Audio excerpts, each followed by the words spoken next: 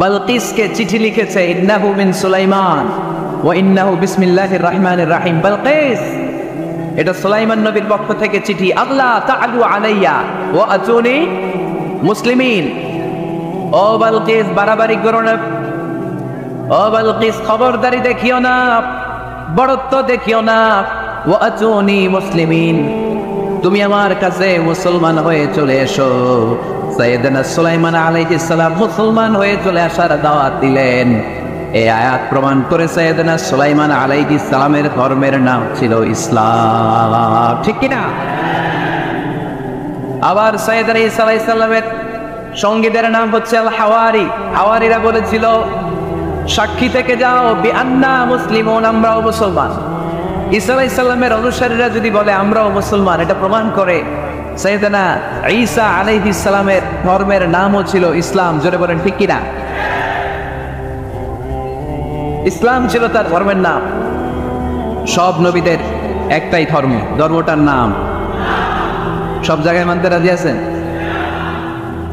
তবে ইসলাম ধর্মকে আল্লাহ তাআলা কোন নবীর কালেই, কোন নবীর সময়েই পূর্ণাঙ্গতা দান করে নাই। এই ইসলাম ধর্মের পূর্ণাঙ্গতা আল্লাহ তাআলা দান করেছে আমার পেয়ারা নবী, বিশ্ব নবী মুহাম্মদ রাসূলুল্লাহ সাল্লাল্লাহু আলাইহি ওয়াসাল্লামের সময়কালে। বারটা ছিল জুমাবার। কি বার? আরাফার ময়দান। বিশ্ব নবী উটের পিঠে বসে আছেন। ইন দ্য মিন টাইম আল্লাহ তাআলা একটা আয়াত নাযিল করে ইসলামকে কমপ্লিট এন্ড ইনট্যাক্ট বানিয়ে দিলেন। সুবহানাল্লাহ বলতে পারলেন না?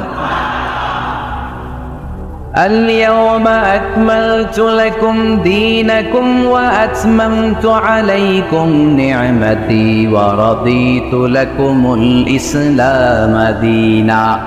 সেদিন আল্লাহ ঐতিহাসিক আয়াত নাযিল করে দিলেন, اليوم أكملت لكم دينكم, আজকে আমি তোমাদের দিনকে, ইসলাম ধর্মকে পূর্ণাঙ্গতা দান করলাম। وأتممت عليكم نعمتي, আমার নিয়ামতকে পরিপূর্ণ করে দিলাম। ورضيت لكم الإسلام دينا, আমি আল্লাহ তোমাদের জন্য ইসলাম ধর্মকে মনোনীত করে খুশি হয়ে গেলাম। আল্লাহ তাআলা ইসলামকে আমাদের ধর্ম বানিয়ে খুশি। এখন প্রশ্ন হচ্ছে, আমরা খুশি কিনা? আওয়াজ কমে গেছে এবার। ইসলামকে আমাদের ধর্ম মনোনীত করে, ইসলামকে আমাদের জীবন বিধান মনোনীত করে খুশি কে? আল্লাহ। এখন আমরা খুশি কিনা? দিস ইজ দ্য কোশ্চেন না।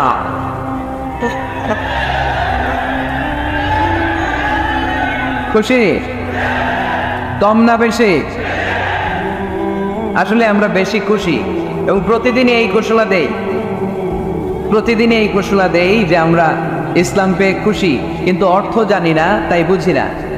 আমরা প্রতিদিন নামাজের পরে পড়ি রাদিতু বিল্লাহি রাব্বা, রব হিসেবে আল্লাহরে পেয়ে আমরা খুশি। অবিল ইসলামি দীনা, ইসলামকে ধর্ম হিসেবে পেয়ে খুশি, ঠিক কি না? এই দোয়াটা সালাম ফিরানোর পরে আমরা পড়ি না? পড়ি। রাদিতু বিল্লাহি রাব্বা, আল্লাহরে রব হিসেবে পেয়ে খুশি। অবিল ইসলামি দীনা, ইসলামকে দিন হিসেবে পেয়ে আমরা খুশি। আমরা কিন্তু প্রত্যেক দিন ফরজ সালাতের পরে এই দোয়াটা পড়ি কিনা ভাই? রাদিতু বিল্লাহি রাব্বা, আল্লাহ তোমার রব হিসেবে পেয়ে খুশি। অবিল ইসলামি দীনা, ইসলামকে ধর্ম হিসেবে পেয়ে আমরা খুশি। এই দোয়াটা পড়ি, কিন্তু অর্থ বুঝি না, তাই হৃদয়ে লাগে না, ঠিক কিনা? এজন্য অর্থ জানার দরকার আছে না নাই? আমি সব সময় বলি, প্রিয় ভাইয়েরা, কোরআনের অর্থ পড়ুন, মাতৃভাষায় কোরআনকে বুঝুন। এই যে মোবাইলের ভেতরে এখন অ্যাপস পাওয়া যায়, এটারে বলে স্মার্টফোন। কি ফোন? যারাই আপনি স্মার্ট হইতে যান, একটা স্মার্টফোন নিয়ে নেবেন, স্মার্ট হয়ে যাও। তো এটা আপনাকে স্মার্ট বানাবে, সবকিছু এটার ভেতরে থাকে, সব পাওয়া যায়। এখানে আপনি কোরআন নিয়ে পড়তে পারবেন, কোরআনে আল্লাহ কি বলেছে। তো অর্থ পড়লে আপনার হৃদয়ে লাগবে। আমরা তারাবির নামাজ পড়ি 20 রাকাত, ঠিক কিনা? কত আযাবের আয়াত যায়, কত জান্নাতের সুন্দর বর্ণনা চলে যায়, কিন্তু যিনি পড়ায় উনিও কান্দে না, আমরাও কান্দে, ঠিক কিনা? ওনারও পছন্দ দাঁড়ায় না, আমাদেরও পছন্দ দাঁড়ায় না। বাট আরব বিশ্বে when they recite they got their goosebumps, তারা যখন কোরআন তেলাওয়াত করে ওদের গায়ের পশমগুলো দাঁড়িয়ে যায়। শাইখ আব্দুর রহমান আস-সুদাইস যখন তেলাওয়াত করে, পিছনে মুসল্লিরা কাঁদে। আমি গত বছর হজে ওনার পেছনে নামাজ পড়ছিলাম, উনি সূরা কুরাইশ পড়ছে, উনি পড়ছেন ফালিয়াবুদু রাব্ব হাযাল বাইত। এই কথা বলে উনি কাঁদতে শুরু করলাম, আমরাও কাঁদতে শুরু করলাম। কারণ এই আয়াতের অর্থ হচ্ছে ফালিয়াবুদু লিইলাফি কুরাইশিন ইলাফিহিম রিহলাতাশ শিতাই ওয়াস সাইফ। ও কুরাইশি ব্যবসায়ীরা, শীত গ্রীষ্মে তোমরা ব্যবসা করো, কিন্তু ফালিয়াবুদু রাব্ব হাযাল বাইত, এই ঘরের রবের ইবাদত করো। ওই ঘরটা কিন্তু সামনে। শাইখ আব্দুর রহমান সুদাই যখন ইমামতি করতেছে তখন ওই আল্লাহর ঘরটা সামনে আছে না নাই? আপনারা টিভিতে দেখেন নাই? কাবা ঘরের সামনেই কিন্তু নামাজটা পড়ে। তো ওই আয়াতের অর্থ ছিল এই ঘরের রবের ইবাদত করবা, তাহলে রিজিকের ব্যবস্থা করবে কে? তো ওই ঘরের সামনে দাঁড়িয়ে উনি ইমাম, চোখের পানি উনি ধরে রাখতে পারে? ধরে রাখা সম্ভব না, এর কারণ অর্থ বুঝ। আমরা আজীবন পড়ি সুবহানা রাব্বিয়াল আ'লা, এর অর্থটা যে কি কেউ জানে না, ঠিক কি না? তো চোখ দিয়ে পানি নামবে কেমনে? চাইনিজ ভাষা আমাদের কাছে যেরকম, কোরআনের তেলাওয়াত আমাদের কাছে অনেকটা এরকমই। চাইনিজ ভাষার অর্থ জানি না, কোরআনের আয়াতের অর্থ জানি, কিন্তু এই কথা বললে কি আল্লাহ আমাদেরকে ছাড়বে? No excuse will be granted that day. সেদিন আল্লাহ কোনো এক্সকিউজ গ্রহণ করবেন। অনেক হিন্দু মুসলমান হয়, এরপরে তারা কোরআন বোঝে, আল্লাহ বলবে হিন্দু হয়ে পারলো, তুই পারলি না কেন? জোরে বলেন ঠিক কিনা? এজন্য অর্থ বোঝার চেষ্টা করতে হবে। তাহলে আলোচনার যেই জায়গায় আমরা এসেছিলাম, আর কথা বলছিলাম, আল্লাহ বলেছেন ইসলামকে তোমাদের ধর্ম মনোনীত করে আমি আল্লাহ খুশি। আমরাও বলে দিলাম আল্লাহ তুমি যদি ইসলাম দিয়ে খুশি, আমরাও ইসলাম পেয়ে খুশি। দরকার ঠিক কিনা? আমরা সব জায়গায় ইসলাম মানতে চাই, যতক্ষণ দেয় প্রাণ আছে ততক্ষণ পর্যন্ত ইসলামকে মানতে চাই, সব জায়গায় মানতে চাই, ইসলামকে আমাদের জীবনের আদর্শ বানাতে চাই, ঠিক কিনা? সাইয়েদনা ওমর ফারুক বলতেন নাহনু কওমুন আ'আজ্জানাল্লাহু বিল ইসলাম, আমরা তো এমন জাতি যেই জাতিকে আল্লাহ তাআলা ইসলাম দিয়ে সম্মানিত করেছে। ফাইন ইবতাগাইনাল ইজ্জাতা বিগাইরিহি আদাল্লানাল্লাহ, ইসলাম রেখে দিয়ে কেউ যদি অন্য কোথাও সম্মান তালাশ করে তাকে অপদস্থ করে ছাড়বে কে? এজন্য আমাদের সম্মান কোথায়? আমরা মুসলমান, এটা বলতে কি আপনাদের লজ্জা লাগে? পৃথিবীর যেই কোনো দেশে যাই, হিন্দুদের রাজ্যে যাই, বৌদ্ধদের রাজ্যে যাই, যেই কোনো ইমিগ্রেশনে দাঁড়াই না কেন, চিৎকার করে বলবো আমি মুসলমান। জোরে কোন ঠিক কিনা? We are proud of Islam. ইসলাম আমার অহংকার, ইসলাম আমার গর্ব, ইসলাম আমার আল্লাহর দেয়া ধর্ম। এজন্য ইসলামের বিজয়কে কেউ ঠেকিয়ে রাখতে পারবে? আমি প্রায় উদাহরণ দিয়ে, উপমা দিয়ে বলি, ইসলাম হচ্ছে চারা বীজের মতো। চারা বীজ মাটিতে ঢুকিয়ে দিলে এটা উপরের দিকে ওঠে। তো ইসলামকে যারা মাটিতে গেড়ে ফেলতে চায় তারা জানে না ইসলামের উপমাটা অনেকটা চারা বীজের মতো। ইসলামকে মাটিতে গেড়ে দিলে এটা কি হবে? জোরে বলেন, আরো জোরে বলেন। উপরের দিকে গর্জে উঠবে। এই যে উপমা দিছি, এটা নিয়েও আবার অনেকে ভুল ধরে, আসরা নাই। আল্লাহ নিজেই কোরআনে উপমা দিয়েছেন, মাসালুল্লাযীনা ইউনফিকুনা আমওয়ালাহুম ফি সাবিলিল্লাহি কামাসালি হাব্বা, যারা আল্লাহর রাস্তায় দান করে এই দানের উপমা হচ্ছে একটা চারা বীজের মতো। সুবহানাল্লাহ পড়েন। এই চারা বীজ থেকে 7টা শীষ বের হয়, প্রতিটা শীষে জন্ম নেয় শত শস্য দানা। আল্লাহ চারে চায় ইচ্ছা মতো রিজিক দিয়ে তার জীবনকে পূর্ণাঙ্গ করে দেয়। সুবহানাল্লাহ পড়েন। এজন্য আল্লাহ বললেন ইসলাম হলো আমার একমাত্র মনোনীত ধর্ম। ইসলাম ছাড়া অন্য কেউ যদি সম্মান তালাশ করে তার কাছ থেকে কিছুই আমি গ্রহণ করব না। কিয়ামতের দিন সেই লোকটা হবে হায় হায় কোম্পানির ম্যানেজার, ঠিক কিনা? এজন্য আমরা একটা ধর্মকেই মানতে চাই। চিল্লায় বলেন তো ধর্মটার নাম কি? ইসলাম ছাড়া অন্য কিছু মানি না, ইসলাম ছাড়া অন্য কিছু মানি না, মানব না। বিষ্ণু ঈসা ইসলাম বলেছেন এই ইসলামের বিজয়কে কেউ ঠেকিয়ে রাখতে পারবে না। তার কারণ ইন্নাল্লাহা সাওয়ালি আল আরদা, নিশ্চয় আল্লাহ তাআলা এই জমিনটাকে আমার জন্য সংকুচিত করে ছোট করে দেখিয়েছে। ফারাআইতু মাশারিকাহা ওয়া মাগারিবাহা, আমি এই পৃথিবীর ডানে বায়ে সামনে পেছনে সবটা দেখেছি, আর আমার চোখ যতদূর পৃথিবী দেখেছে ততদূর জায়গায় আল্লাহ আল্লাহু আকবারের ধ্বনিকে পৌঁছে দিবে। তাই এই ইসলামের বিজয়কে কেউ থামাতে পারবে না। গোটা বিশ্বব্যাপী আজ ইসলামের জয় জয়কার। কালিমা পড়ে অন্যান্য ধর্মের লোকেরা আজ মুসলমান হয়ে যাচ্ছে, ঠিক কিনা? আমাদের তাফসীর মাহফিলগুলোতেও অনেক হিন্দু ভাইরা কালিমা পড়ে মুসলমান হয়, আপনারা শুনছেন? আলহামদুলিল্লাহ করবেন না? গোটা বিশ্বের সবচেয়ে নির্যাতিত ধর্মের নাম হচ্ছে ইসলাম। সবচেয়ে নিষ্পেষিত, খালি মায়ের খায়। ফিলিস্তিনে মায়ের খায় কারা? মুসলমান। কাশ্মীরে মার খায় কারা? ইরাকে, বার্মায়, আমাদের টেকনাফে, গোটা বিশ্বে মুসলমানেরা মার খায়। কিন্তু তারপরেও বিধর্মীরা তাদের ধর্ম বাদ দিয়ে এই ইসলামের ভেতরে ঢোকার জন্য প্রতিযোগিতা শুরু করে দিয়েছে। ইউরোপ আমেরিকাতে মসজিদের সংখ্যা বেড়ে যাচ্ছে। তাদের যে খ্রিস্টানদের গির্জা, এগুলো তারা বিক্রি করে দিচ্ছে। মুসলিম কমিউনিটি ওই গির্জারে মসজিদ বানাই ফেলতেছে। এই ইসলামের বিজয়কে কেউ ঠেকায় রাখতে পারবে? যেহেতু ইসলামের বিজয় অবশ্যম্ভাবী, আমরা ইসলামের সাথে মিলে থাকতে চাই, মিশে থাকতে চাই, আমরা বিজয়ের অংশীদার হতে চাই। কি আছে ইসলাম ধর্মে যে কারণে গোটা বিশ্বে ইসলাম নির্যাতিত এবং নিষ্পেষিত হওয়ার পরেও ইসলামের জয় জয়কার? আজকে আমাদেরকে জানতে হবে কি আছে Islam. What is the characteristics of Islam? কি বৈশিষ্ট্য রয়েছে ইসলামে? কি বৈশিষ্ট্য দিয়ে আল্লাহ তাআলা বৈশিষ্ট্যমণ্ডিত করেছেন?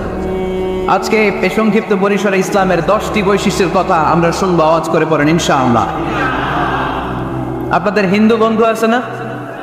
এই হিন্দুদের সাথে যখন কথা বলবেন, উল্টাপাল্টা কথা না বলে এই 10টা পয়েন্ট নিয়ে আলোচনা করবেন। আপনাদের অফিসে হিন্দু কলিগ আছে না? তাদেরকে যখন ইসলামের দাওয়াত দিবেন, এই 10টা পয়েন্টের আলোকে কথা বলবেন। পারা যাবে? আপনাদের এই ব্যবসা প্রতিষ্ঠানে, এই পান্ডি বাজারে হিন্দু ভাইদের দোকান আছে না? পাশে যদি মুসলিম ভাইয়ের কোনো দোকান থাকে, তার সাথে যখন আলাপচারিতা করবেন, তখন এই 10টা পয়েন্ট নিয়ে কথা বলবেন। দেখবেন ইসলামের সৌন্দর্য দেখে সেও কালিমা পড়ে মুসলমান হয়ে গিয়েছে। যে বৈশিষ্ট্যগুলো থাকার কারণে গোটা বিশ্বে মুসলমানেরা নির্যাতিত হওয়ার পরেও ইসলামের জয় জয়কার, সেই 10টা বৈশিষ্ট্যের প্রথম বৈশিষ্ট্যের নাম হচ্ছে আর রাব্বানিয়া। আওয়াজ করে আমার সাথে সাথে বলেন আর রাব্বানিয়া। আবার পড়েন আর রাব্বানিয়া। এর মানে হচ্ছে এই ধর্মটা রবের টেক কেয়ারে চলে। এটা রবের দেয়া ধর্ম। এটা মন মস্তিষ্ক প্রসূত কোনো ধর্ম। পৃথিবীর অনেক ধর্ম আছে মানুষের বানানো, ইচ্ছে মতো ধর্মগ্রন্থের মধ্যে যা মনে চায় লিখে দিচ্ছে, এরকম ধর্মগ্রন্থ আছে না নাই?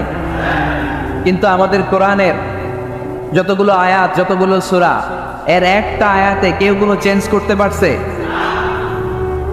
কোরআনের একটা শব্দে কেউ কোনো পরিবর্তন ঘটাতে পেরেছে? একটা নোক্তার মধ্যে চেঞ্জ করতে পারছে? এক আয়াতে আল্লাহ কোরআনে বলেছেন ফাআবাউ আইয়ুদাইফুহুমা, মানে দুইজন নবী এসেছিল ইহুদিদের কাছে, ইহুদিরা তাদেরকে মেহমানদারি করায় নাই। এটা একটা বদনাম না? ওমরে ফারুক যখন রাদিয়াল্লাহু তাআলা আনহু মদিনার খলিফা, ইহুদিদের একটা দল ওমরে ফারুকের সাথে সাক্ষাৎ করে এসে বলে, ওমরে ফারুক, তোমাদের কোরআনে আমাদের ইহুদিদের ব্যাপারে একটা বদনাম আছে। কি বদনাম? এই আয়াতে তোমাদের আল্লাহ বলেছে ফাআবাউ আইয়ুদাইফুহুমা, মানে দুইজন পয়গম্বর এসেছিল আমাদের কাছে, কিন্তু আমরা এগুলো খাওয়াই নাই, এরা ক্ষুধার্ত ছিল। কিয়ামত পর্যন্ত তোমরা এই আয়াত তেলাওয়াত করবে আর মানুষ আমাদেরকে গালি দিবে। তো গালাগালির দরকার নাই, চল একটা মিউচুয়ালে যাই। কি যাই? Mutual understanding.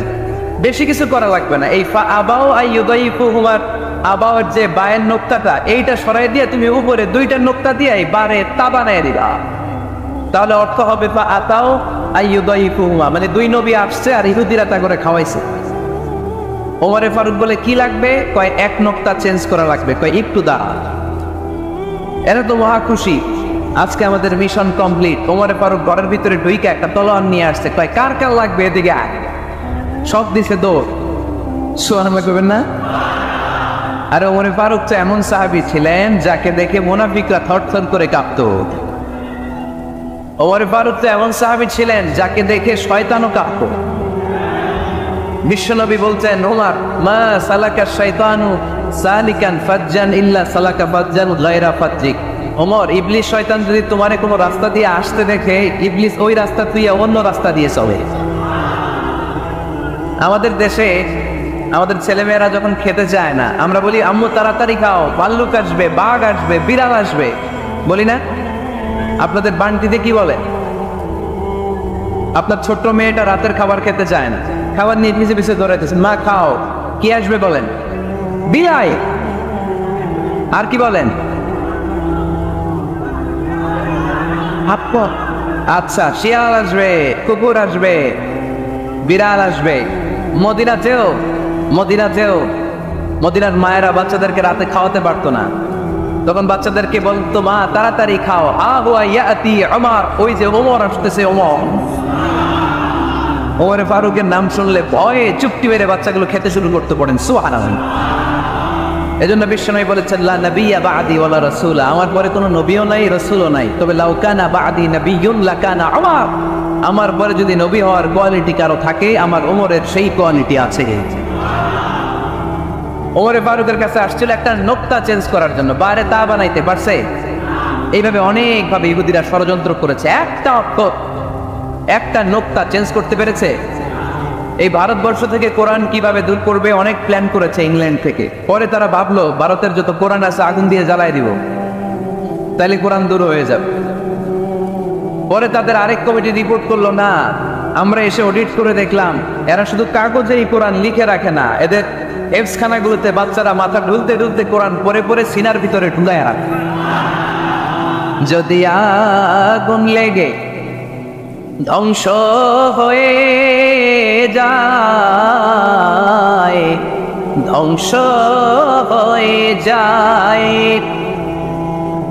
যদি আগুন লেগে যায় পুড়ে যায় পৃথিবীর সব বইয়ের দোকান, বিশ্ব থেকে হারাবে না পবিত্র কোরআন, বিশ্ব থেকে হারাবে না পবিত্র কোরআন। আগুন জ্বালিয়ে দিয়ে কোরআনকে শেষ করা যাবে? কোরআনের গালে দিয়ে কোরআনকে থামানো যাবে? কোরআনের মাহফিল বন্ধ করে কোরআনের আওয়াজকে স্তব্ধ করা যাবে? পৃথিবীর কোনো অপশক্তি কোরআনের কিছুই করতে পারবে না। চিল্লায় বলেন ঠিক কিনা? এজন্য আমরা কোরআনের সাথে থাকতে চাই, ইসলামের বিজয়ের অংশীদার হতে চাই। চিল্লায় বলেন ঠিক কিনা? প্রথম বৈশিষ্ট্যের নাম হচ্ছে আর রাব্বানিয়া, মানে হচ্ছে এটা রবের দেয়া ধর্ম। ইসলামটা দিয়েছে কে? এটা কি সত্য ধর্ম না মিথ্যা ধর্ম? কার দেয়া ধর্ম? ওয়াল্লাযী আরসালা রাসূলাহু বিল হুদা ওয়া দীনিল হক লিইয়ুযহিরাহু আলাদ দীনি কুল্লিহি ওয়ালাউ কারিহাল মুশরিকুন। তিনি তো এমন সত্তা যিনি তার নবীকে সত্য ধর্ম দিয়ে পাঠিয়েছেন, হেদায়েত দিয়ে পাঠিয়েছেন। মুশরিকরা কোরআনকে ইসলামকে যতই না অপছন্দ করে, ইসলামের আওয়াজকে কেউ থামাতে পারবে না। এজন্য ইসলামের প্রথম বৈশিষ্ট্যের নাম রব্বানিয়া। এটা রবের দেয়া ধর্ম, এটা মন মস্তিষ্ক প্রসূত কোনো ধর্ম নয়। এ ধর্মের সবকিছু রব কেন্দ্রিক, রব সেন্টার, রবের টেক কেয়ারে চলে। সব জায়গায় রবের নাম আছে না নাই? আমরা যখন বলি আল্লাহ দুনিয়ার কল্যাণ চাই, আখিরাতের কল্যাণ চাই, আগুনের শাস্তি থেকে তোমার কাছে পানা চাই, তখন আমরা রবের নাম নেই। আমরা পড়ি রব্বানা আতিনা ফিদ দুনিয়া হাসানাতাও ওয়া ফিল আখিরাতি হাসানাতাও ওয়া কিনা আযাবান নার। সুবহানাল্লাহ পড়েন। এই দোয়াটা যে করি কোন শব্দ দিয়ে করি? রব্বানা। কি বলি? মানে আমাদের রব। সব জায়গায় রবের নাম আছে না নাই? আবার যখন ভুল হয়ে যায়, অন্যায় হয়ে যায়, পাপ হয়ে যায়, তখন যেই দোয়াটা করি ওই দোয়ার শুরুতেও রবের নাম আছে না নাই? তখন আমরা পড়েন রব্বানা যালামনা আনফুসানা ওয়া ইল্লাম তাগফির লানা ওয়া তারহামনা লানাকুনান্না মিনাল খাসিরিন। ও আমাদের রব, জুলুম করেছি, অন্যায় করেছি, পাপ করেছি, তুমি যদি মাফ না করো আমরা তো ক্ষতিগ্রস্তদের মধ্যে শামিল হয়ে যাব। ঠিক কি না? তার মানে দোয়ার আগে কার নাম? বলেন রবের নাম। কার নাম? আবার কবরের প্রথম প্রশ্নেও রবের নাম আছে না নাই? জিজ্ঞেস করা হবে মার রব্বুক, তোর রবের নাম কি? আমরা উত্তরে কি বলবো? আল্লাহ আমার রব, এই রবি আমার সব, দমে দমে তনু মনে তারি অনুভব, আল্লাহ আমার রব। তার মানে সব জায়গায় রবের নাম আছে না নাই? যখন রুকু দেই, রুকু ওইখানে কি পড়ি? সুবহানা রাব্বিয়াল আযীম। যখন সিজদায় যাই তখন কি পড়ি? সুবহানা রাব্বিয়াল আ'লা। তার মানে এই ধর্মের কেন্দ্র হচ্ছে রবকে কেন্দ্র করে এই ধর্ম প্রতিষ্ঠিত, রবের দেয়া ধর্ম, রবের টেক কেয়ারে চলে। এই জন্য এই ধর্মের বৈশিষ্ট্যের নাম হচ্ছে রব্বানিয়া। আওয়াজ করে বলো মুসলমান, এই ধর্মের বৈশিষ্ট্যের নাম কি? এই তো মুখস্থ হয়ে গেছে, ক্লাসের মতো হয়েছে না এটা? প্রাইমারি ক্লাসে পড়ায় না ক খ গ, সবাই বলে ক খ গ, এরকম আওয়াজ করে বললে মুখস্থ করাই দিবে কে?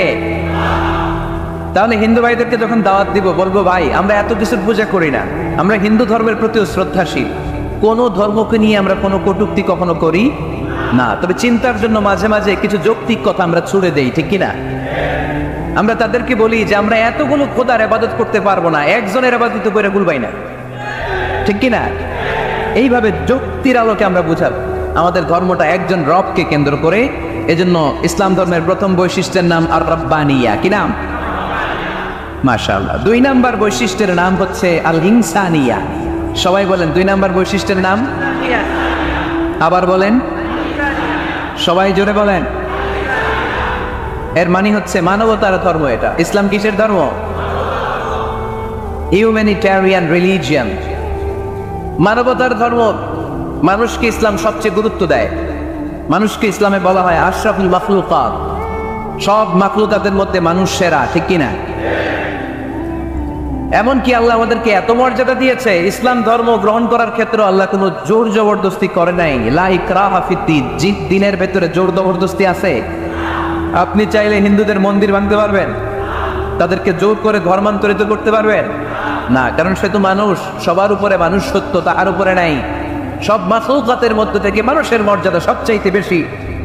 আল্লাহ আমাদেরকে ফ্রি উইল দিয়েছেন, স্বেচ্ছায় স্বাধীনভাবে আমরা সব করতে পারি। ফামান শাআ ফালইউমিন ওয়া মান শাআ ফালইয়াকফুর। চাইলে মুসলমান হইতে পারো, আবার কাফির হইতে পারো। দ্য ডিসিশন ইজ ইয়োরস, সিদ্ধান্ত তোমার। তবে মুসলিম হলে জান্নাতে থাকবা, আর কাফির হলে জাহান্নামে পূর্বা। জোরে কর, ঠিক কিনা? কিন্তু জোর করে ঢুকাইছে আপনার ইসলামে, কারণ এটা মানবতার ধর্ম, এটা মানবতার কথা বলে। ইসলাম সবাইকে মানুষ হিসেবে কনসিডার করে। বিষ্ণু ঈসা ইসলাম একবার একটা লাশ দেখে সাহাবীদের সাথে বসা, বিশ্বনবী হুট করে দাঁড়িয়ে গেলেন। কি করলেন? সাহাবারা বললেন, ইয়া রাসূলুল্লাহ ইন্নাহু ইয়াহুদি, এটা তো ইহুদির লাশ। আপনি দাঁড়ালেন যে, এটা কার লাশ?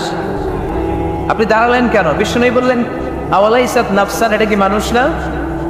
ইহুদি কি মানুষ না? আরে আমি তো ইহুদি, খ্রিস্টান, মুসলিম ওগুলো দেখা দাঁড়াই নাই। আমার দু চোখে আমি কনসিডার করেছি this is a human being, so I need to salute হিম। এটা মানুষ, এটা মানব। আমি মানব জাতিকে দাঁড়িয়ে স্যালিউট করেছি, চিল্লায় বলো, ঠিক কিনা? বিশ্বনবী দু চোখ দিয়ে মানুষ দেখতেন, আস্তিক নাস্তিক দেখতেন না, কাফির মুশরিক দেখতেন না। বিশ্বনবী কনসিডার করতেন this is a human being, এটা একটা মানুষ। আমরা এখন কাউকে মানুষ হিসেবে কনসিডার করার আগে এর কয়েক ভাগ করে ফেলি। পাগড়ি দেখলেই বলি এটা কোন পীরের মুরিদ, আছে না নাই? একই জামাত ইসলাম করে, নাকি চরমনাই করে, নাকি খেলাফত করে, না মজলিস করে, না আওয়ামী লীগ করে, না বিএনপি করে? এই যে আমরা ভাগাভাগি করি, প্রথমে তো কনসিডার করবেন he is a human being, সে হচ্ছে পৃথিবীর শ্রেষ্ঠতম মানুষ, আশরাফুল মাখলুকাত। কিন্তু এগুলো করার আগে আমরা খালি ভাগাভাগি, আমরা মানুষকে মানুষ হিসেবে কনসিডার করতে চাই না, ঠিক কিনা? ইসলাম আমাদেরকে শিখিয়েছে মানুষকে মানুষ হিসেবে কনসিডার করো। বিশ্বনবী ইহুদির লাশ দেখে দাঁড়ায়, আর আমরা মুসলমানরা কিলাকিলি করি। কথা বলেন। আমরা যখন বন্যা দুর্গত এলাকায় ত্রাণ নিয়ে যাই না? উত্তরবঙ্গে বন্যা, দক্ষিণাঞ্চলে বন্যা, আমরা যখন ত্রাণ নিয়ে যাই তখন কি খুঁজে খুঁজে মুসলমান ঘর কোনগুলো, ওগুলারে ত্রাণের প্যাকেট দিব? এভাবে দেই? কিভাবে দেই? সবাই রে দেই, ঠিক কিনা? কারণ মানবতা যেখানে বিপন্ন, ইসলামের ত্রাণ সেখানে আছে না নাই? আমরা তখন মুসলিম অমুসলিম কাফের মুশরিক দেখি না, আমরা দেখি কারা বন্যা পীড়িত, কারা দুঃখ কষ্টে আছে। যারাই কষ্টে আছে তাদের জন্য আমাদের হেল্পিং হ্যান্ড আমরা এক্সপান্ড করে দিব, আমাদের সাহায্যের হাত তাদের কাছে পৌঁছে যাবে। জোরে কোন, ঠিক কিনা? এটারে বলে হিউম্যানিটেরিয়ান রিলিজিয়ান। ইসলামরে বুঝে নেন, ইসলামের সৌন্দর্যটারে শিখে নেন, কাদা সরাসরি আর করেন না। কত সুন্দর ধর্ম আল্লাহ আমাদেরকে উপহার দিলেন, আর এই ধর্মটারে আমরা কুৎসিত করতে করতে, কালো করতে করতে শেষ করে দিয়েছি। এজন্য অমুসলিমরা বলে মুসলমান হওয়ার দরকার নাই, আমাদের ধর্মই অনেক ভালো। কারণ ইসলামের যে সৌন্দর্য আমরা তো দেখাইতে পারি নাই।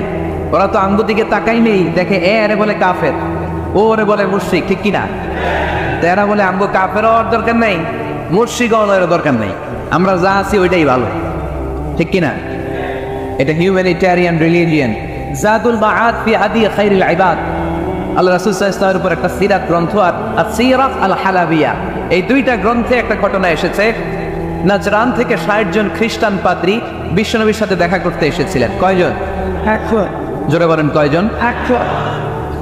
মদিনার বাজারে তারা দাঁড়িয়েছে। ইন দ্য মিন টাইম জোহরের আজানের সময় মসজিদে নববী থেকে আজান হচ্ছে, আল্লাহু আকবার আল্লাহু আকবার আল্লাহু আকবার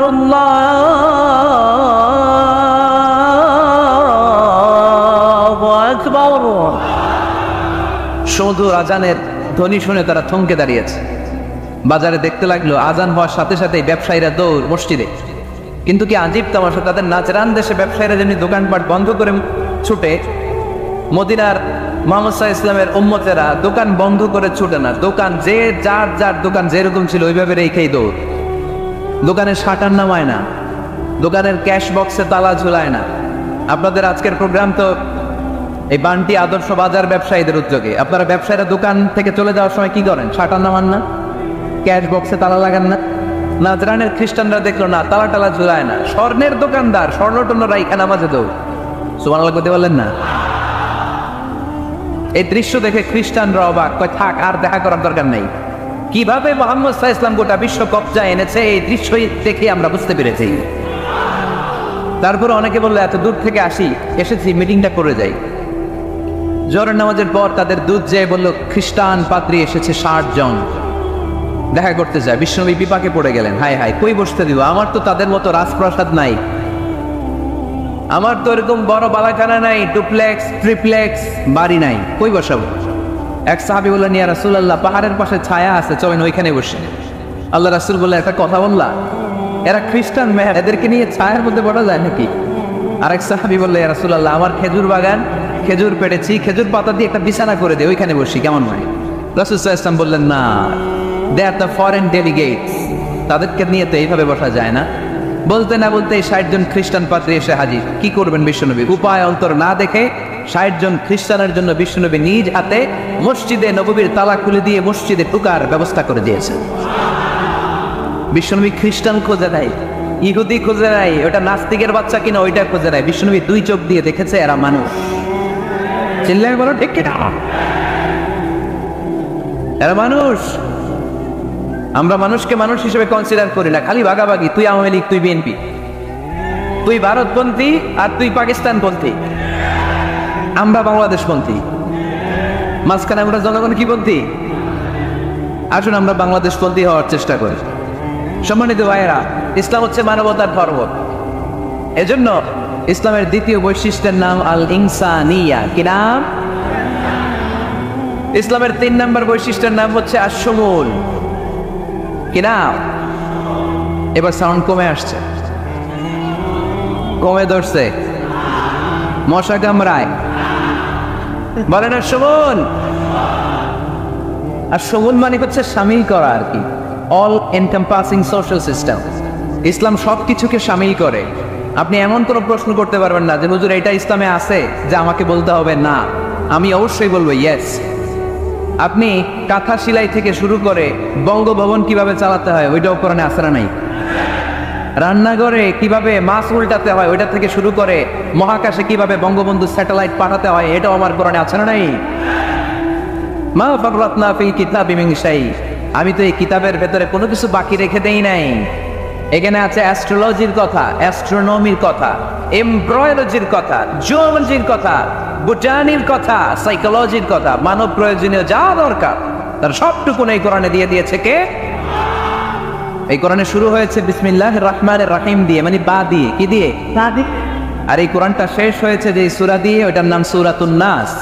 ওই সূরার শেষ আয়াতটা এরকম, মিনাল জিন্নাতি ওয়ান নাস। তার মানে কোরআনের একেবারে শেষ হচ্ছে সিন। বার সিন মিলালে কি হয়? এবার বাসে চড়ে ঢাকা যাও, এই বাস না, এই বাস মানে যথেষ্ট, এই বাস মানে কি? এনাফ। দেখবেন খাওয়ার সময় অনেকে আমাদের পাতে তুলে দেয় অনেক কিছু। জামাই বাবা যে খেতে বসছে, শালারা দেখতেছে মুরগির রান, খাসির রোস্ট, জামাইকে আর পারি না, বাস বাস বাস, শালা বাবুরা বাস, আর দিস না, বলি না? তার মানে জামাইয়ের জন্য এটা বাস, প্লেটে যা আছে যথেষ্ট। আল্লাহ বুঝাতে চাইলেন এই 30 পাড়ায় যা দিয়েছি বাস যথেষ্ট, নতুন করে সমাধানের জন্য অন্য কোথাও চোখ বোলানো লাগবে না। চিল্লা এখন ঠিক কি না? সমাধান দিয়েছে আল্লাহ এই কোরআনে, সমাধান আর শামিল, অল এনকম্পাসিং সোশ্যাল সিস্টেম সব দিয়েছে, কিছু বাকি রাখে নাই। সায়েন্স থেকে শুরু করে, সমাজ বিজ্ঞান থেকে শুরু করে, গার্হস্থ্য অর্থনীতি থেকে শুরু করে, সাহিত্য থেকে শুরু করে, হিস্ট্রি থেকে শুরু করে, প্রাগৈতিহাসিক বর্ণনা থেকে শুরু করে, আমাদের যা যা দরকার তা আল্লাহর কোরআনে আছে না নাই? এজন্য সমাধান খোঁজার জন্য আমরা চোখ রাখবো কোথায়? সমাধান চাও যদি জীবনে মরণে, ফিরে যাও খুঁজে নাও চোখ রাখো কোরআনে। ঠিক কিনা? চোখ রাখবেন কোথায়? নাকি এনটিভির পর্দায়, এটিএন বাংলার পর্দায়, জি বাংলার পর্দায়? সমাধান পেতে চাইলে চোখ রাখবো। সমাধান চাও যদি জীবনে মরণে, ফিরে যাও খুঁজে নাও চোখ রাখো কোরআনে। ঠিক কিনা? তাহলে শামিল সবকিছু আছে এ ধর্মে, ভাগাভাগি করা যাবে না। মসজিদ আল্লাহরে দিলাম, বাকিটা আমি নিয়ে নিলাম, করা যাবে? খণ্ডিত করে মানা যাবে না। কেউ আমরা সুফিপন্থী যারা, এরা আধ্যাত্মিকতাকে নিয়েছে, বাকি অনেক কিছুতে অবহেলা। আন্দোলনপন্থী যারা, এরা স্লোগান নিয়েছে, আধ্যাত্মিকতায় অবহেলা। অনেকে গবেষণা নিয়েছে, বাকি দিকগুলোতে অবহেলা। আমরা পুরোটারে অবহেলা করতে চাই না। ইসলাম হচ্ছে অল এনকম্পাসিং সোশ্যাল সিস্টেম, মানলে পুরোটাই মানতে হবে। রাজি আছেন তো? ইসলামের 4 নাম্বার বৈশিষ্ট্যের নাম হচ্ছে আল উমুম। 4 নাম্বার বৈশিষ্ট্যের নাম কি? উমুম। আওয়াজ করে বলতে হবে, 4 নাম্বার বৈশিষ্ট্যের নাম আল উমুম। মানে হচ্ছে এটা ইউনিভার্সাল রিলিজিয়ান, এটা সবার ধর্ম। এটা কার ধর্ম? নাকি শুধু আমাদের? এটা হিন্দুদেরও ধর্ম, বৌদ্ধদেরও, খ্রিস্টানদেরও, আস্তিকদেরও, নাস্তিকদেরও। হিন্দুরা মানে না তো আমরা কি করব? ইসলাম কি শুধু আমার বাপ দাদার সম্পত্তি? যে কেউ ইসলামে ঢুকতে চাইলে আমাদের দরজা তার জন্য খোলা আছে না নাই? হিন্দু যদি বলে কালিমা পড়বো, দরজা খোলা না? খ্রিস্টান যদি বলে মুসলমান হবো, দরজা খোলা না? নাস্তিক যদি বলে আস্তিক হতে চাই, তার জন্য সুযোগ আছে না নেই? কিন্তু আপনি চাইলে ইহুদি হতে পারবেন না, জানেন? চাইলে ইহুদি হওয়া যায় না। ইহুদি হতে হয় বাই বর্ন, জন্মসূত্রে ইহুদি হতে হয়। তাও আপনার মা হতে হবে ইহুদি, আপনার বাবা ইহুদি কিন্তু মা অন্য ধর্মের, তাইলে আপনি দুনিয়াতে আসলে আপনি ইহুদি হবে? কত বড় ডাকাই! খেয়াল করছেন? কেউ চাইলে ওদের ধর্মে ঢুকারও সুযোগ নাই। কিন্তু ইসলামে কি এগুলো আছে? কথা বলেন। আল্লাহ নিজের পরিচয় যখন দিয়েছেন, আল্লাহ কি বলছে? আমি মুসলমানদের রব, আমি মুত্তাকিদের রব, টুপিওয়ালাদের রব, দাড়িওয়ালাদের রব। তিনি বলেছেন রব্বুল আলামিন। কি বলেছেন? রব্বুল আলামিন, আমাদের রব্বুল আলামিন। পড়েন, রব্বুল আলামিন, আমাদের রব্বুল আলামিন।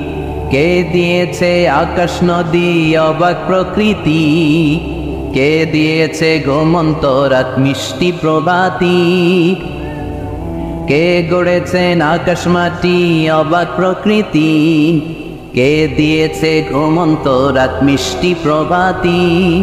বিশ্ব নিখিলকার ইশারার ক্ষমতার অধীন, বিশ্ব নিখিলকার ইশারার ক্ষমতার অধীন। রব্বুল আলামিন, আমাদের রব্বুল আলামিন। পড়েন, রব্বুল আলামিন, আমাদের রব্বুল আলামিন। সুবহানাল্লাহ পড়েন। দুই সাথীকে পাশে নিয়ে হায় ঘুমিয়ে আছে নিঝুম নিরালায়, আমি সইতে পারি না বিরহ জ্বালা, ধন্য করো দিদারে, ডেকে লও মাবুদ আল্লাহ, রওজা পাকের কিনারে। ঠিক কিনা? ডেকে লাও রাসূল আল্লাহ না, ডেকে লাও মাবুদ আল্লাহ। কারণ রাসূল আপনাকে দিদার দিতে পারে না, দিদার দিবে কে? বিশ্বনবীর স্বপ্নে দেখা অনেক বড় নেয়ামত, চাইলে বিশ্বনবীর স্বপন যোগে দেখা যায় না। আল্লাহ যারে এই নেয়ামত দিতে চায় তারে দেয়, সবাই রে আল্লাহ দেয়। এজন্য এই নেয়ামতটাও বিশ্বনবীর কাছে যাওয়া যায় না, চাইতে হবে কার কাছে? আল্লাহ আপনারা দিদার দিবে কি দিবে না এটা আল্লাহর চয়েস। বিশ্বনবী এসে আপনারা দিদার দিতে পারে না। আল্লাহর হুকুম না হলে বিশ্বনবীও দিদার দেন না। চিৎকার করে বলেন ঠিক কি না? এজন্য আমরা আল্লাহর কাছে শাহাদাতের মৃত্যু চাই, আমরা আল্লাহর কাছে ঈমানের মৃত্যু চাই। পড়েন আমিন, আর জোরে পড়েন আমিন। দেখেন কোরআনের ব্যালেন্স। মুমিনদের নামে একটা সূরা, কাফিরদের নামে, আবার মুনাফিকদের নামে, পুরুষদের নামেও সূরা আছে, আবার নারীদের নামেও সূরা আছে। সুবহানাল্লাহ বলো। মানুষের নামেও সূরা আছে, জিনদের নামেও সূরা আছে। চিল্লায় পড়েন আল্লাহু আকবার। তো তারই ধারাবাহিকতায় আল কুরআনুল কারীমের 23তম সূরা সূরাতুল মুমিনুন থেকে আজকে আমরা কথা শুনবো। পড়েন ইনশাআল্লাহ। এই সূরাতে আল্লাহ তাআলা মুমিনদের 7টা গুণের কথা বলেছে। কয়টা? 7টা। মাত্র কয়টা? এই 7টা গুণ যদি কোনো মুমিন ধারণ করতে পারে নিজের মধ্যে, বাবা মারা গেলে ছেলে যেমনি বাবার সম্পত্তির ওয়ারিস হয়ে যায়, ওই ব্যক্তিগুলো জান্নাতের ওয়ারিস হয়ে যাবে। সূরাতুল মুমিনুন এটা নাজিলের একটা প্রেক্ষাপট আছে, ব্যাকগ্রাউন্ড। আমরা বলি শানে নুজুল বা সাবাবে নুজুল। কখন নাজিল হলো? এটা মাক্কি যুগের মাঝামাঝি সময়ে নাজিল হয়েছে। বিশ্বনবীর জীবনে 2টা পর্ব, 2টা ইনিংস, একটা মাক্কি ইনিংস আর একটা মাদানী ইনিংস। ইনিংস বুঝেন তো, ছেলেপেলে ক্রিকেট খেলে খুব, ইনিংস বললে সহজে বোঝে। একটা মাক্কি ইনিংস আর একটা মাদানী ইনিংস। এটা মাক্কি ইনিংসের মাঝামাঝি সময়ে নাজিল হয়েছে। তিরমিজিতে এবং মুসনাদে আহমদ ইবনে হাম্বলে হাদিসটা এসেছে। হাদিসের বর্ণনাকারী সাইয়েদনা ওমর ফারুক, তিনি বলেন আমরা বিশ্বনবীর পাশে বসে আছি, হঠাৎ দেখি মৌমাছির বনবন বনবন শব্দ। ডানে বায়ে আমরা মৌমাছি খুঁজতে লাগলাম, কিন্তু খুঁজে দেখি কোনো মৌমাছি নাই। সুবহানাল্লাহ পড়েন। ওমর ফারুক বর্ণনা করেন, সুনানে তিরমিজির হাদিস, মুসনাদে আহমদ ইবনে হাম্বলের হাদিস। ওমর ফারুক বলেন সাহাবাদের সাথে বিশ্বনবী একদিন বসা ছিলেন, আমরা হঠাৎ করে মৌমাছির আওয়াজ শুনতে পেলাম। ডানে বায়ে সামনে পেছনে খুঁজে দেখি কোথাও কোনো মৌমাছি নাই। আমার আর বুঝতে দেরি হলো না, তাহলে এটা মৌমাছি না, বিশ্বনবীর উপরে কোরআনের আয়াত নাজিল করছে কে? বিশ্বনবীর কাছে 7টা প্রক্রিয়ায় কোরআনের আয়াত নাজিল হতো। আমরা এই যে একটা কিতাবের ভিতরে কোরআন পেয়ে গেছি, কি সুন্দর 30 পারা। বিশ্বনবীর কাছে কি আল্লাহ তাআলা এইভাবে একটা কোরআন হাতে তুলে দিছিল? কথা কর। 23 বছরের লম্বা ডিউরেশনে, 23 বছরের লম্বা সময়ে, নাজমান নাজমান ইয়ানি কালিলান কালিলান, অল্প অল্প করে, হাসবা হাওয়াইজিল বাশার, মানব জাতির প্রয়োজন অনুসারে, কোনোদিন 1 আয়াত, কোনোদিন 10 আয়াত, কোনোদিন 5 আয়াত, এভাবে করে করে 23 বছরের লম্বা জিন্দেগিতে আল্লাহ পুরো কোরআনটা বিশ্বনবীর উপর নাজিল করেছে। বিশ্বনবীর কাছে এই যে কোরআন নাজিল হতো, এগুলোর অনেকগুলো প্রক্রিয়া আছে। সহিহ হাদিসে এসেছে অনেকগুলো প্রক্রিয়া পাওয়া যায়। 1 নাম্বার প্রক্রিয়া, মিসলা সালসালাতিল জারাস, ঘন্টার ধ্বনির মতো বিশ্বনবীর কাছে কোরআন পাঠাতো কে? ঘন্টা ছিলেন না? এদিকে হাই স্কুল আছে লক্ষ্মীপুরে, আছে? এই হাই স্কুলে বা প্রাইমারি স্কুলে ছুটির সময় দপ্তরি ঘন্টা বাজায় না? ঘন্টা বাজালে কি হয়? আওয়াজ হয়। বিশ্বনবী বলেন ঘন্টার ধ্বনির মতো বিকট আওয়াজে রব্বুল আলামিন আমার কাছে কোরআন পাঠাতো। এই পদ্ধতিতে বিশ্বনবীর কাছে যখন কোরআন আসতো, প্রচন্ড শীতের রাতে বিশ্বনবী ঘামতে ঘামতে হয়রান হয়ে যেতেন। সুবহানাল্লাহ, কি মজার কোরআন আমরা পাইছি, খুলি আর পড়ি। বিশ্বনবী এই কোরআনকে রিসিভ করতে কত কষ্ট করেছেন। শীতের রাতে, কনকনে শীতের রাতে এই কোরআনকে রিসিভ করতে যে উনি ঘেমে একাকার হয়ে যেতেন। এই হলো একটা প্রক্রিয়া, ঘন্টার মতো কোরআন আসতো। 2 নাম্বার প্রক্রিয়া, মিন ওয়ারাইল হিজাব, পর্দার অন্তরাল থেকে আল্লাহ নিজেই কোরআন পাঠিয়ে দিতেন। বিশ্বনবী আল্লাহরে সরাসরি দেখে নাই। মেরাজের রাতে যখন আল্লাহর দিদারের জন্য গিয়েছিলেন, কথা শুনেছেন কিন্তু দেখে নাই। দুনিয়ার বুকে থেকে আল্লাহরে দেখা যাবে, জান্নাতে না ঢুকে আল্লাহরে দেখা যাবে নাকি? কথা বলেন। আল্লাহর সৌন্দর্য দেখার মতো কোয়ালিটি আমাদের আছে? আল্লাহর চেয়ে সুন্দর কেউ আছে? দুনিয়া সুন্দর, মানুষ সুন্দর, আসমান সুন্দর, জমিন সুন্দর, সুন্দরে সুন্দরে পাল্লা, জানি না কত সুন্দর তুমি আল্লাহ, জানি না কত সুন্দর তুমি আল্লাহ। সুবহানাল্লাহ পড়েন। মেরাজের রাতে আল্লাহর দেখেন নাই, পর্দার এপাশ থেকে আল্লাহ কথা বলে আর নবী শুনে, নবী কথা বলে আল্লাহ শুনে। সুবহানাল্লাহ। এই পর্দার ওই পাশ থেকে সরাসরি আল্লাহ ওহী করেছেন, বিশ্বনবী রিসিভ করেছেন। গেল 2 পদ্ধতি। 3 নাম্বার ফিল মানাম, স্বপ্নে বিশ্বনবীর কাছে ওহী পাঠিয়ে দেওয়া হয়েছে, কিন্তু কোরআনের কোনো আয়াত এই স্বপ্নের পদ্ধতিতে আসে নাই, সব জাগ্রত অবস্থায় এসেছে। সুবহানাল্লাহ পড়েন। এরপরে সাইয়েদনা জিব্রাইল মাঝে মাঝে নিজের সূরতে ওহী নিয়ে আসতেন। দুইবার বিশ্বনবী সাইয়েদনা জিব্রাইলকে নিজের সূরাতে দেখেছিলেন।